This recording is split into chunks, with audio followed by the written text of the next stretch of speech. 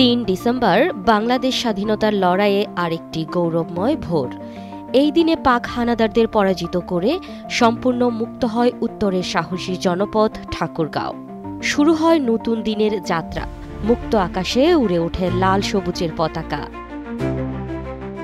২৫ মার্চের ভয়াল কালো রাতের পর সারা দেশের মতো ঠাকুরগাঁও ছড়িয়ে পড়ে হত্যাযজ্ঞ, ধর্ষণ, লুটপাট আর অগ্নিসংযোগ।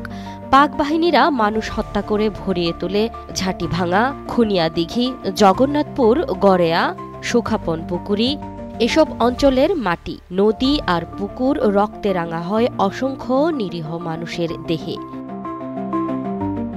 রাজাকারদের সহায়তায় পাথরাজ নদীর তীরে সনাতন সম্প্রদায়ের হাজারো মানুষের লাইনে দাঁড় করিয়ে ব্রাশ ফায়ার করা হয়। মানুষের রক্তে লাল হয়ে ওঠে জনপদ।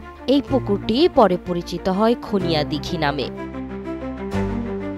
মুক্তিযুদ্ধের শুরু থেকেই পঞ্চগড়ের তেঁতুলিয়া গড়ে ওঠে মুক্তাঞ্চল হিসেবে। সেখান থেকেই পরিচালিত হয় সব বড় অভিযান।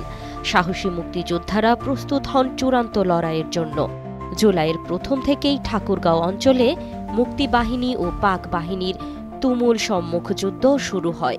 গেরিলারা ধ্বংস করে দেয় শত্রুর ব্রিজ, কালভার্ট, রাজাকার ঘাঁটি। খুব দ্রুত দুর্বল হয়ে পড়ে পাক বাহিনীর মনোবল। পঞ্চগড় মুক্ত হওয়ার পর পাক বাহিনী বুঝতে পারে পরাজয় অনিবার্য। মিত্রবাহিনীকে ঠেকাতে তারা ৩০ নভেম্বর ভুল্লি ব্রিজ উড়িয়ে দেয়। শহরের চারদিকে মাইন পুঁতে রাখে। মিত্রবাহিনী ব্রিজ মেরামত করে, তবে ১ ডিসেম্বর মাইন বিস্ফোরণে ২টি ট্যাঙ্ক ধ্বংস হয়। এ সময় এফএফ বাহিনীর কমান্ডার মাহবুব আলম ও তার দল রাতভর মাইন অপসারণ করে নিরাপদ পথ তৈরি করেন। ২ ডিসেম্বরের সারা রাত প্রচণ্ড গোলাগুলির পর শত্রুরা ঠাকুরগাঁও ছাড়তে বাধ্য হয়।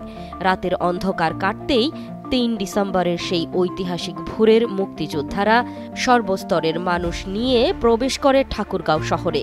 হানাদার মুক্ত এই শহরের আকাশে উড়ে স্বাধীন বাংলার লাল সবুজ পতাকা। মানুষ ছুটে আসে রাস্তায়, হাতে পতাকা, মুখে আনন্দ আর উল্লাসের ঢেউ।